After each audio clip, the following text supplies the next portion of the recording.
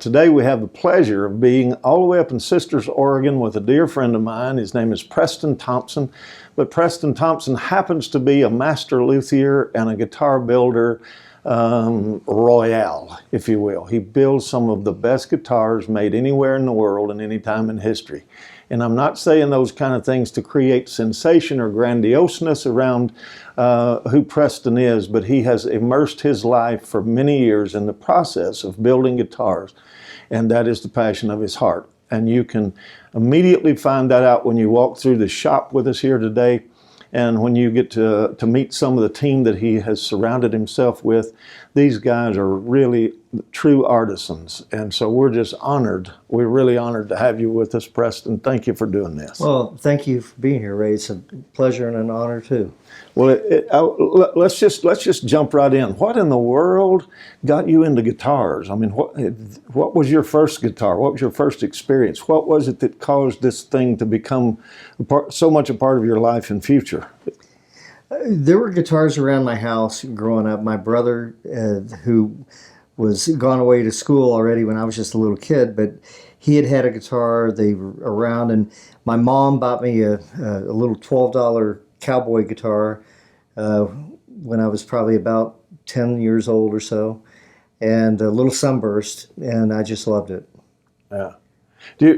Now, did you play it? I mean, did you just right out of the box? Yeah, and it came in a box, a cardboard box, you know, but we strung it up, and it wasn't easy to play. Yeah, but it was fun, and I learned the basics on it. But you were trapped.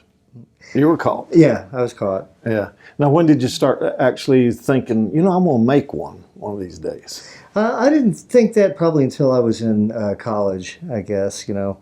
I started playing a lot in high school and through college, and then hung out with all my friends in college. We all played. And then I found out that there were a couple of schools that you could go to. That was in the 70s, late 70s.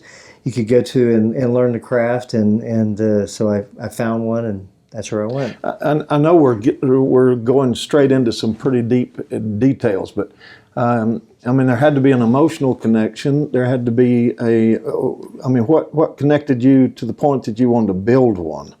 Or were you raised around mechanics and all this kind of thing? Well, my dad was a professional photographer and an artist, and at one point was an art buyer, and so art played a role in our home growing up.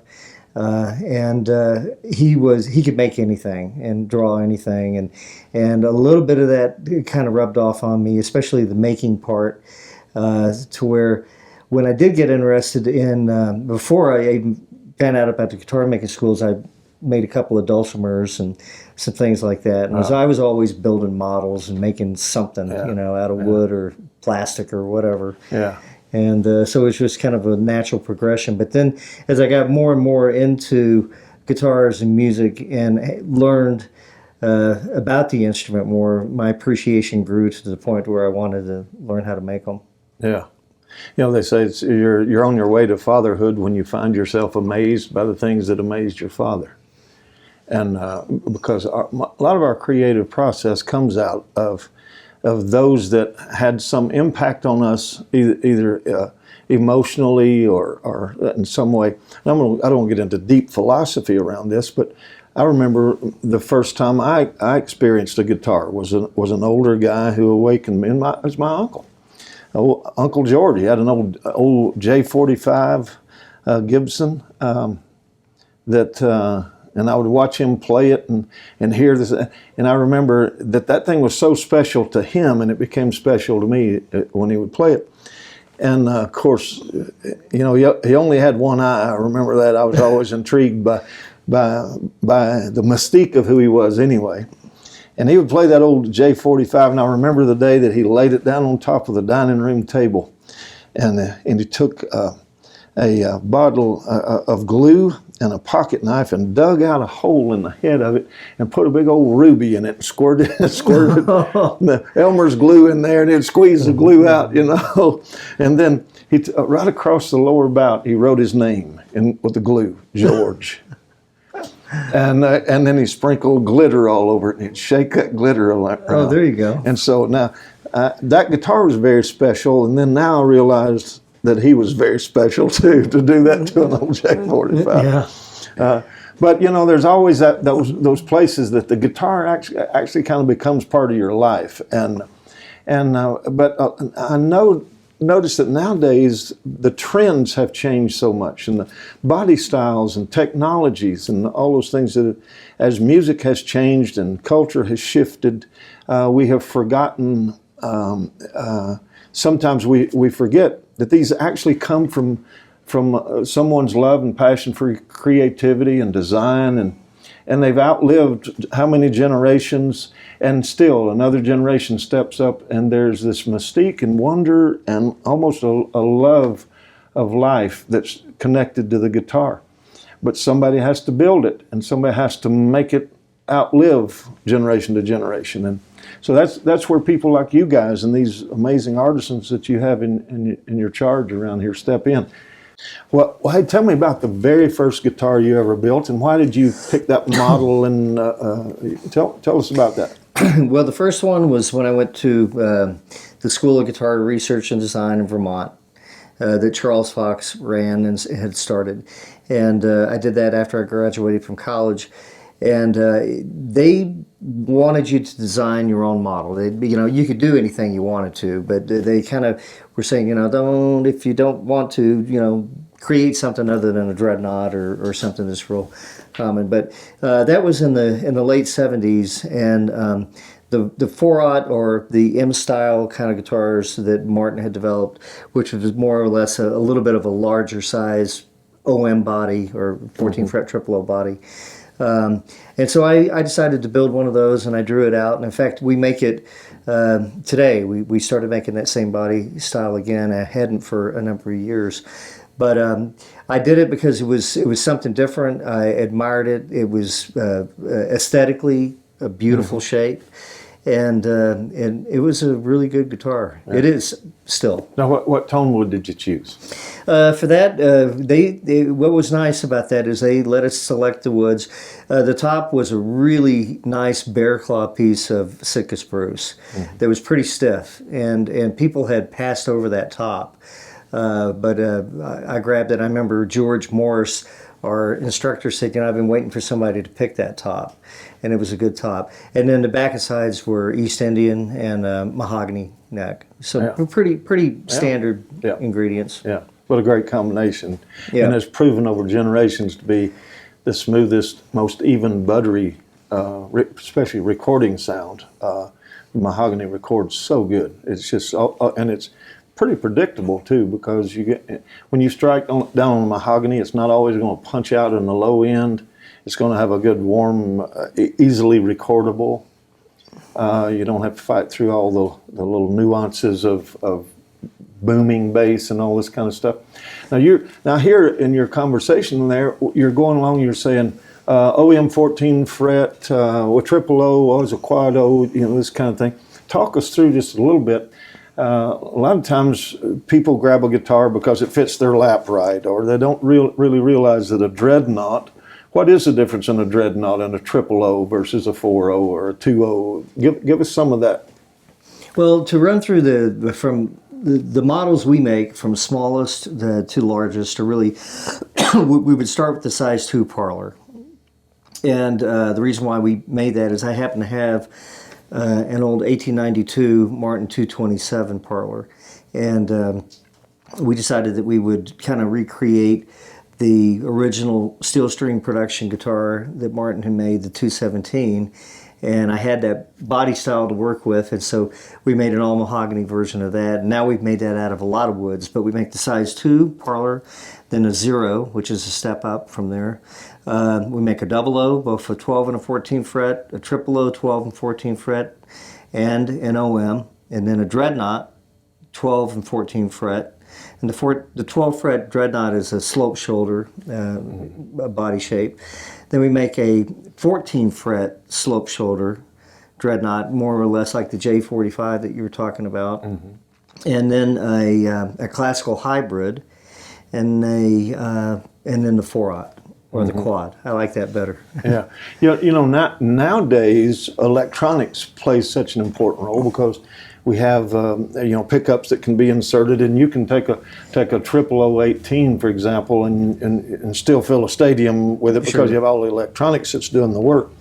Well, what was the big critical stages that brought us the Dreadnought, and why is it called a Dreadnought? Why did Martin name it a Dreadnought? It was named after a battleship, the Dreadnought battleship, and it was originally, I think it was in 1916 that the Dreadnought guitar came into existence.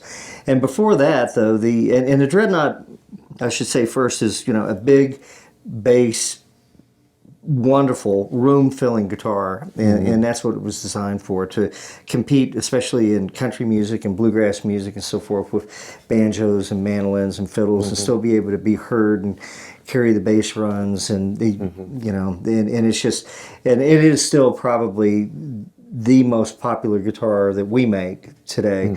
Although prior to the Dreadnought, the 12-fret triple O was the largest guitar that was made out there. Yeah, so it would be like the one there, or like this. And the 12-fret triple O, in my opinion, is not really a small guitar. A lot of people, it's funny because sometimes people even refer to it as a parlor guitar, I guess because of the shape of it, and the fact that it has 12 frets, or the neck joins the body at the 12th fret. But it's really a pretty good sized guitar, and the it for people that, for example, feel that a Dreadnought is uncomfortable because it's too big to wrap their arms around, or smaller frame people, or if you've got a shoulder problem, a 12 fret triple O is a great option for that. Peter Rowland bought a 12 fret triple O from us back in 1986, and he's played that guitar for years, and he played it for years as he would a Dreadnought. He has a Dreadnought of ours also, but you can get a good sound out of it. Yeah. But really the reason for the size differences in guitars, the parlor was kind of meant for just that. The parlor for kind of personal performance, sitting around in your living room, just playing for and as they went from parlor to concert, a little larger, that would be more for a concert performance, and then auditorium and so on and so forth, as the guitars got larger and people wanted a bigger sound, even, and now of course you're right, with electronics and what we can put in guitars today, some of that is a little bit different, but you get different sweetnesses and different tones and different character out of each one of those body styles, which is what makes it so interesting, and why people generally, if they get serious about the instrument and you get hooked on it, they'll definitely want to have more than one body shape and style. Yep. I've noticed, like some guitars might be more conducive to particular musical genres, but then on an individual level, like for example, you were talking about the triple O, and all of you have heard that guitar that I play, my Preston Thompson, it's a triple O 12 frets, so it'd be like that one. It's not that model, so it's not hardly that fancy. Mine is more like that one there to its side. Now, but these, like a triple O with a 1 3/4 neck, would be one that people would lean to more as finger pickers a lot of times, because they may think it wouldn't have the big, robust, blow the room out like a Dreadnought would with a flat pick. So if you're a flat picker with a lot of want to drive the top really hard, versus the finger pickers, what do you see as you have all of these, some of the greatest guitar players in the world are around your life? Why would they choose the guitars that they would choose? And I don't want to overly answer the question as I'm asking it, but just speak to that a little bit, because the difference in the guitars have to have a significant effect on what you play, what you feel. Right. So if that guitar feels like a finger picking guitar versus feels like a big driving top. So speak to the difference in those sizes. Sometimes the finger pickers will lean towards smaller guitars. Not always. Why is that? Because it's more responsive? It can be a little bit more, a little bit more delicate. Or a delicate touch can be used on the instrument with the same responsiveness. A Dreadnought is usually flat picked, although not always. We sell guitars to the Asian market, and they're a lot of them are finger pickers, and they'll finger pick a dreadnought. So you can't apply one generality to everything. But usually, as you get into smaller guitars, for fingerstyle players, of course, the parlor, but that can be played anyway. Any guitar can be played in any style. Yeah. In my opinion, anyway. But double O's and triple O's and OMs are just really in that class of wonderful fingerstyle guitars because of their responsiveness. And as you on a dreadnought guitar, we choose really stiff Adirondack spruce, or it could be Sitka, whatever, but we want a stiff top. Of course, we dimension it down, and I'm sure we'll get into that. But on a smaller guitar, you don't want as stiff a top. You want something that's going to be a little bit more flexible, because and one thing that happens as you go up in size, on a dreadnought, you're spanning, a much larger lower bout, and you need a stronger piece of material to do that. But you go down to a parlor or a zero, and that's a pretty tight little body right there, So the laws of physics come into it a little bit. As far as neck width, 1 3/4, 1 11/16, 1 7/8, or 2 inches or 2 1/8 inches on a classical guitar, that tends to change with the times. And in the 30s, most of the guitars were built with a 1 3/4 inch nut, sometimes a little wider, but that changed and to where, in the 60s and early 70s, anyway, mid 70s, almost everything was always 1 11/16, or even a little bit narrower sometimes. Yeah, because they started competing for the electric guitar players to go to acoustic. And they started putting necks on them feel like a Tele neck on an acoustic guitar, or a Les Paul neck on an acoustic guitar, and created a delicacy around it. At about the same time, the electronics were enabling volume to be not driven from the right hand. Right. But driven with the technology. And some of it is what you get used to growing up playing. And it doesn't really, there's not a right or a wrong to it. It's just whatever works best for the particular player and the particular style of what they're playing. And that's why most of them they've got several, Yeah. And several body shapes, several neck shapes, and they'll use their favorite guitar for that particular tune that they want to perfect. So yeah.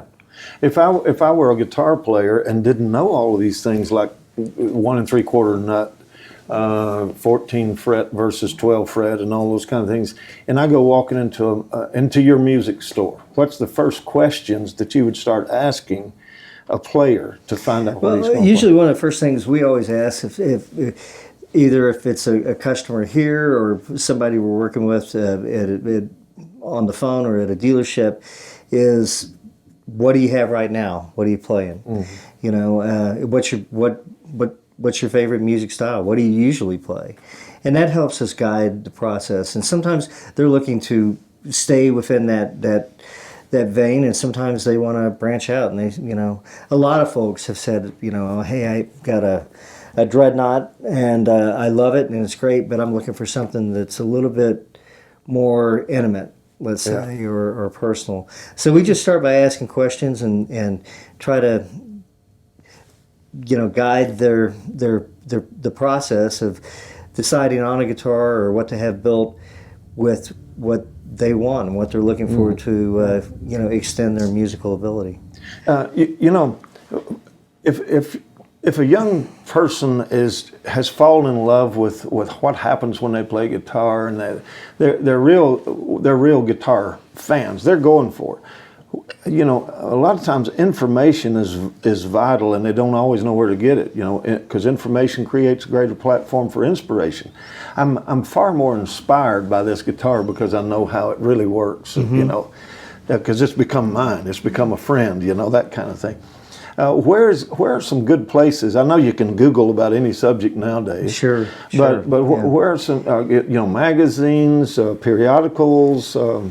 I'd say and those are all important. But first and foremost are probably their friends that also play, or seeking out somebody that's better than you.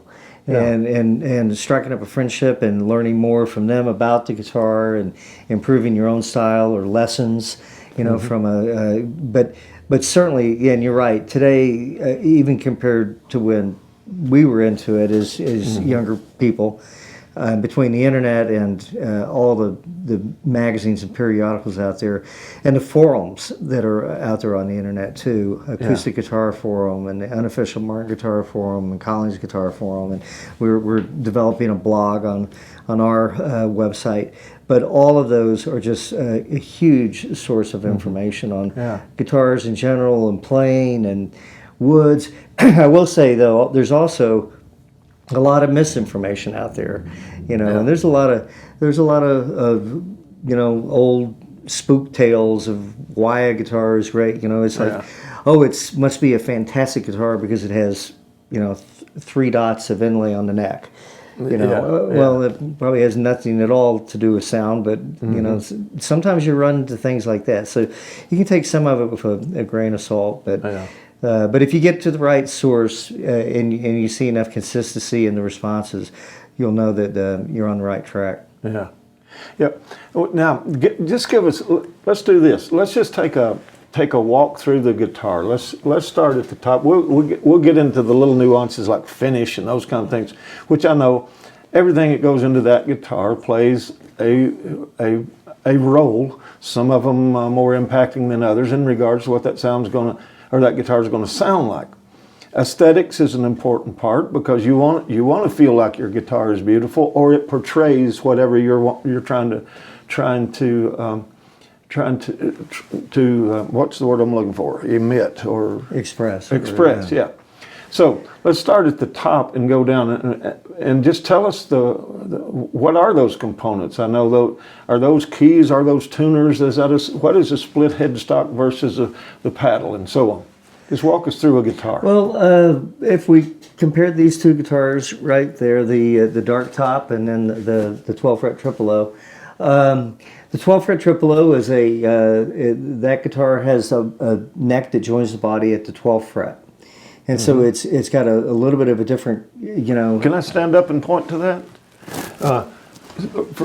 This is 14th fret. That's 14. That neck joins the body at the 14th fret. This one? At the 12th fret. All right. Okay, so this is an older design, style of guitar. 14 fret guitars really didn't come into being until sometime in the mid to late 1920s, really. Yeah. But 12 fret guitars and classical guitars have always been 12 fret guitars. So there are some people will look at this guitar and they'll go like, oh, it's a classical. Well, it's not a classical guitar, it's a steel string guitar, steel string expiration and so forth, but it has some visual and aesthetic components that are similar to classicals.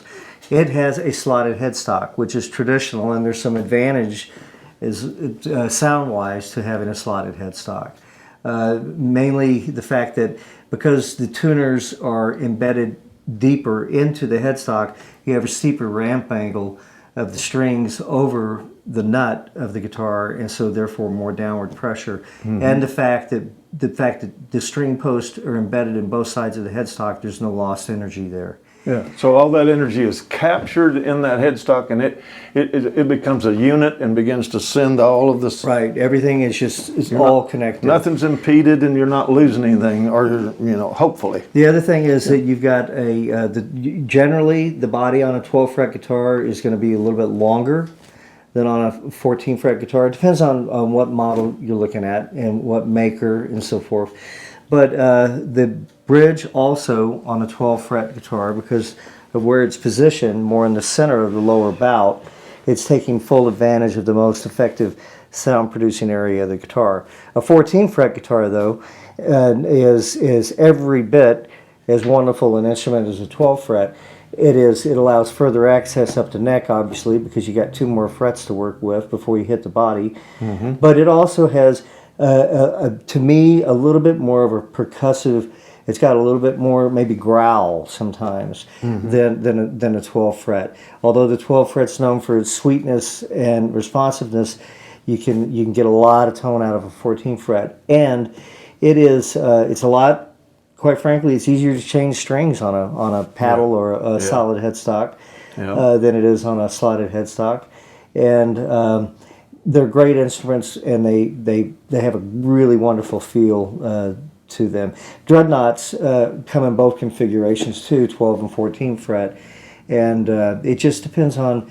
You can play the same music on them all, but it just depends on what you're looking for and what feels comfortable to you. Comfort is a big part of it, and because if you're playing something that's uncomfortable or too big for you, or feels too little, or cramps your style in some way, you need something else. Now the 12 fret, because it moves this 12 fret joint here versus 14 joint here. At 14, it pulls the bridge up closer to the hole. Correct. And in this one, it's going to drop that bridge farther from the hole. Therefore, in the larger, sweeter spot, greater resonation, greater warmth, more piano-esque.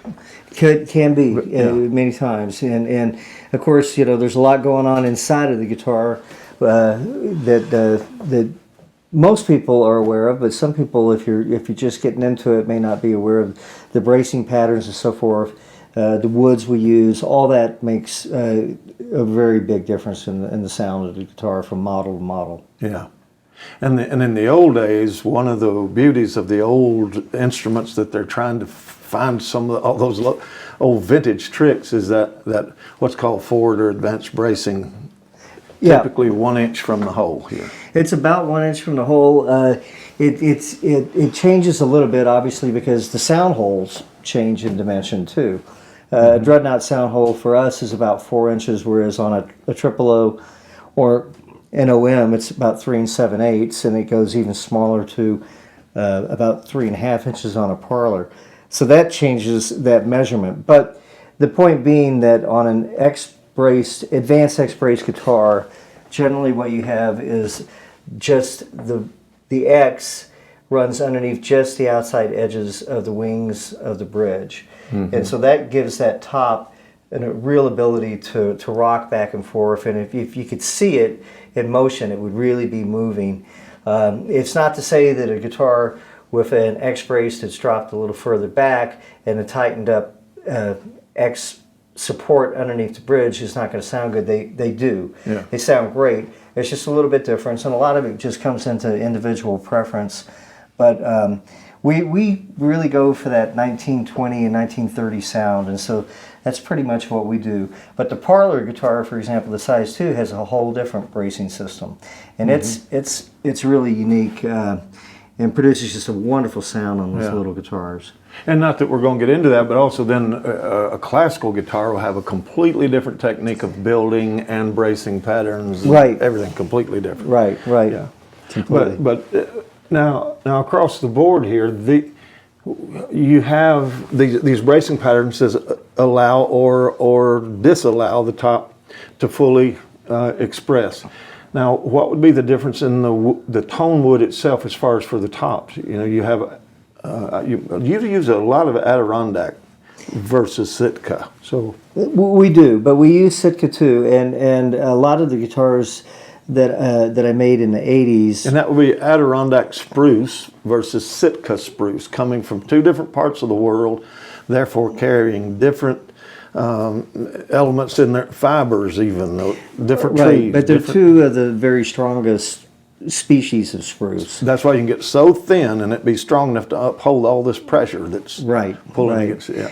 And they both have really unique qualities. We've used, and I was going to say in the 80s, for example, it was access to Adirondack was pretty tough. I only had a few sets of Adirondack, and we used mostly the best Sitka we could get, but we also used some German spruce and Italian alpine and other varieties.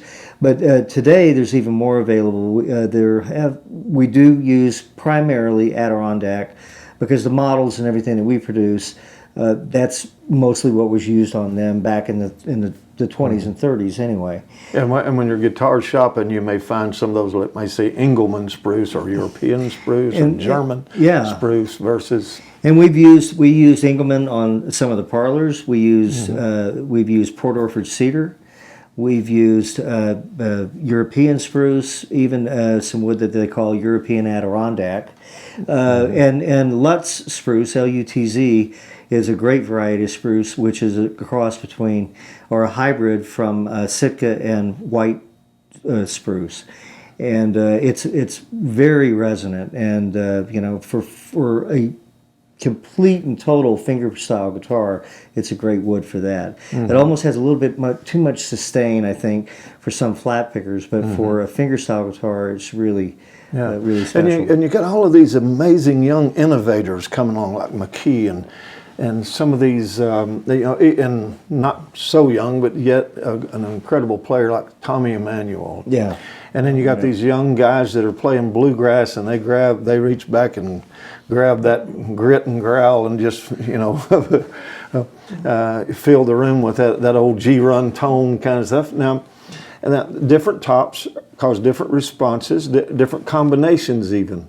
For example, a lot of these guys are doing all this tapping stuff on, on an acoustic guitar, and lots of open tunings, and which are kind of what woods would we find more typically used with a Celtic style playing with top-loaded bridges, and there's so many different combinations. I mean, how do we find our individual sound? Do we just happen on it by chance, or do we find what appeals to us musically and then go after that and study what they're doing? Where does some of that fit? I think that a lot of folks will come to us because they have an idea in their head of what they want to hear. Yeah. And so we grow up hearing guitars that have a certain sound to them, and that changes from generation to generation. We were very lucky to be around, some great 1930s old Gibsons and Martins and Prairie States and other guitars that were just phenomenal. People today, the access to those old guitars is not as easy anymore. But their access to all of these exotic woods and combinations and technologies and all of that, is that really playing into what we'd want to say maybe a renaissance or a whole new revolution? Well, maybe both. Yeah. Maybe both, because I think there are a lot of new designs on instruments and a lot of builders out there that make some wonderful guitars out of new species of wood that are, I wouldn't say new species, but woods that are not typically associated with, not the typical mahogany, rosewood, etc. But and it's good to experiment and find out what works and what designs, so that we can carry on making these things, because wood is getting harder to find all the time, and it certainly gets more expensive all the time, and so we're always on the lookout for new things too. But for us, in the style that we're building, we do use a lot of that Adirondack, and we do use Brazilian rosewood and East Indian rosewood and mahogany, and we're going to build some walnut guitars, and we want to expand into some maple guitars. But for there's a guitar over here that's size 0, which is an all koa. Koa seems to work particularly well for small guitars, and we've made some parlors out of all koa, which are just outstanding. Yeah. Well, let me take one of these little cannons, if you will, down off of the wall, and I kind of chose this one because it's very beautiful in more ways than one to me, because it reaches back to the history of a guitar, which you guys do better than anybody I know, and you guys honor the past, and all of the building techniques and styles in this are tried, true, and proven. But we're not going to necessarily talk about the structure so much right now. We're just going to go from the top down and just give everybody the language to know what they're talking about.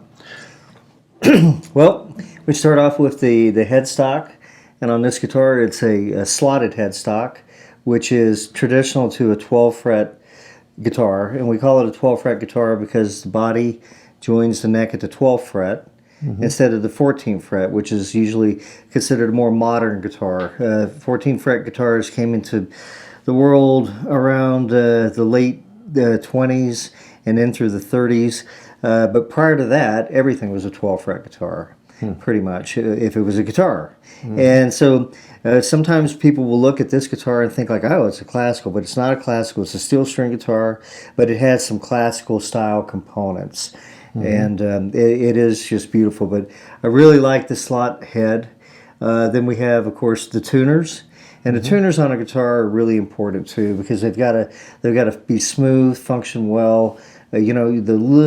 You have to be very accurate when you're tuning to get, and they've got to have that sensitivity built into them. So we use really high grade tuners, but that's an important component of guitar. Then we have the nut. The nut is generally made out of bone. Sometimes it's ebony on the older guitars, and in some guitars it's a form of plastic. But then, of course, the fingerboard or the fretboard, both words work. And this on this guitar happens to be ebony, as is the bridge, which is a really hard, dense wood. Black piano keys are made out of ebony. And it's hard, dry, and very stable. And of course, then we have position markers, and position markers are just there to give you a frame of reference when you're playing to where you are with the frets.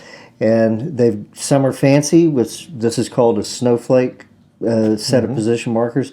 Some are really simple, and some guitars don't have any position markers on them, and that's fine too.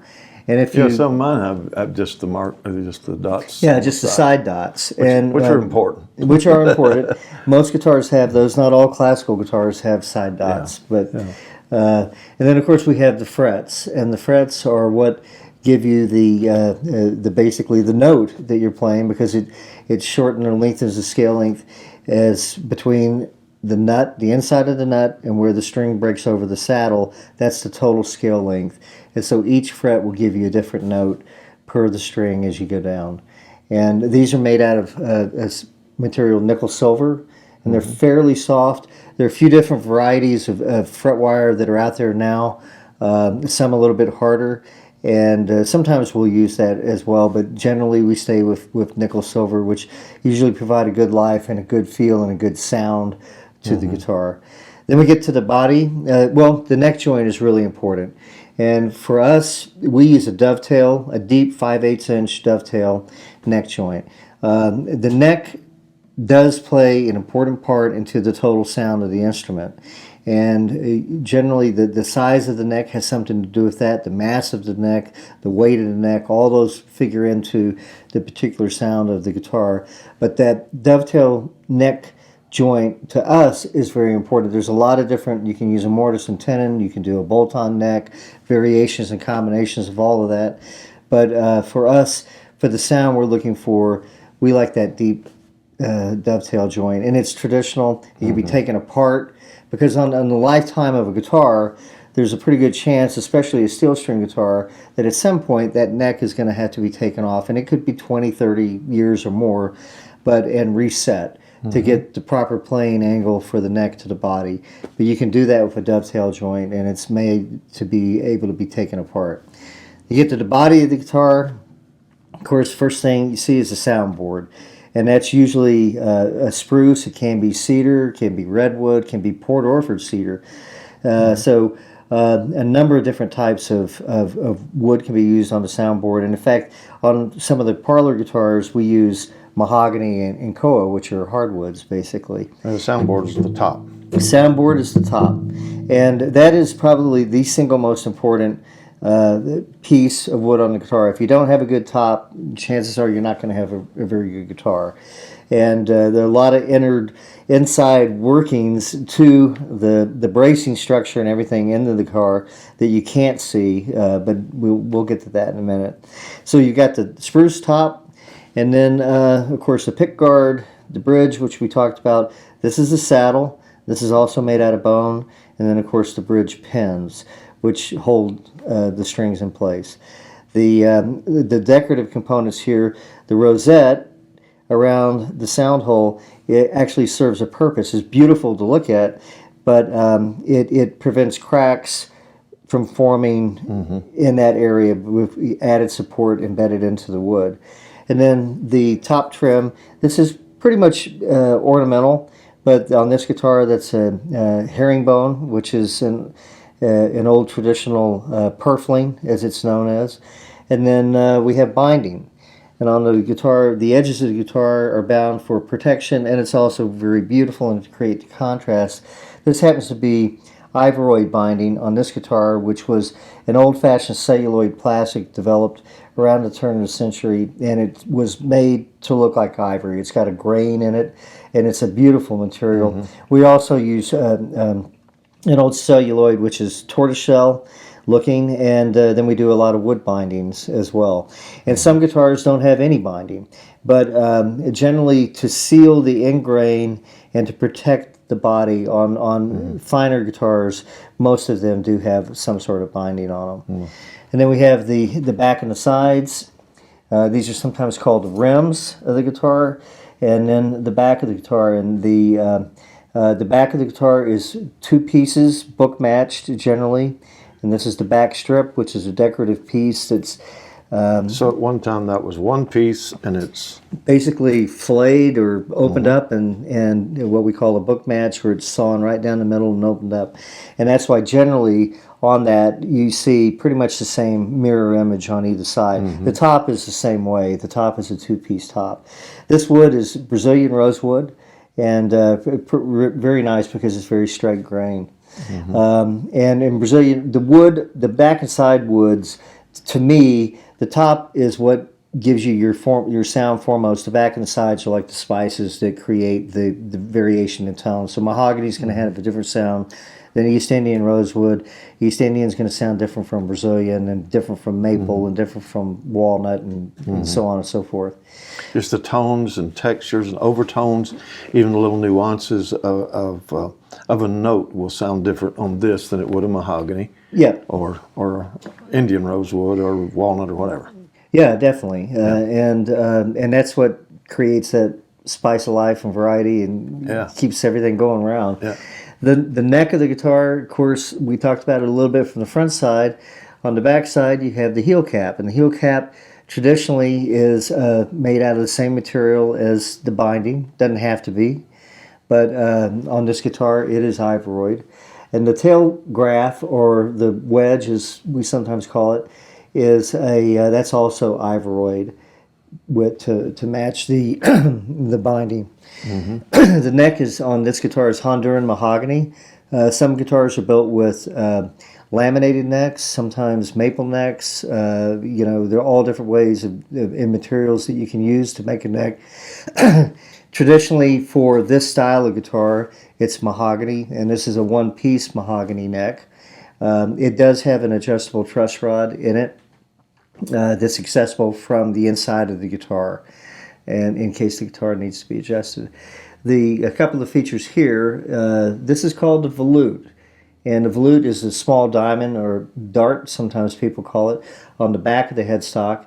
And it's a kind of a nod to tradition on the old bird's beak, when the peg head of the guitar was a separate joint and piece of wood from the neck of the guitar. And where they interlocked, there was a function of the peak here. It was carved into a very nice diamond of volute. And Was that today, mostly structural, or was that aesthetic? it was structural originally, to that when the headstock was a separate piece from the neck. But today it's mostly decorative, although it does strengthen this area of the neck, which can sometimes be a little bit fragile if a guitar falls over. It's also traditional that this goes on a little bit fancier guitars. For us, we put it on rosewood guitars and up, not usually on mahogany guitars. Yeah. And we'll talk about it in another session, but typically if a guitar neck is going to get broken, it's going to get broken there. Yeah. Because a case will drop, and the whiplash is what creates that. And so if there's a lot of string tension on there and you're flying your guitar, don't do it. Make sure you take the pressure down evenly, about 2 turns or 3, keep it evenly. But that's where that happens. Make sure your case also holds it here, not here. Critically important. And if you're gonna use your guitar for a lot of years, make sure you got a good case.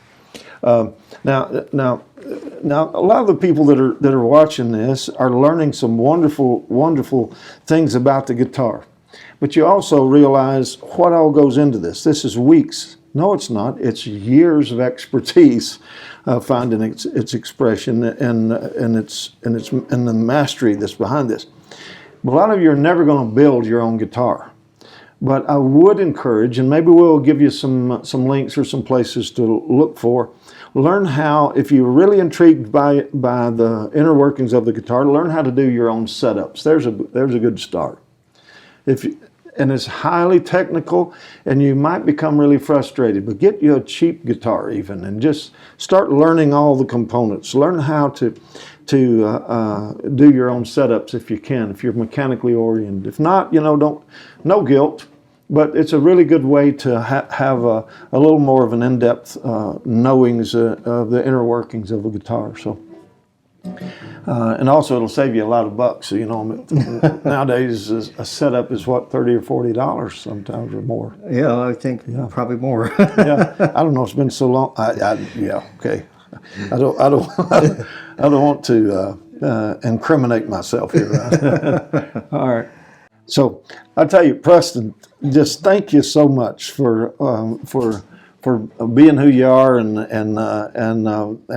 giving these amazing and wonderful bits of information and your years and years of study and research. We're really appreciative for you to dive in and help us put a little more language to what we're trying to do here with the guitar. And so special guy, special friend, special thanks. Thanks, Ray. Yes, sir. Appreciate it.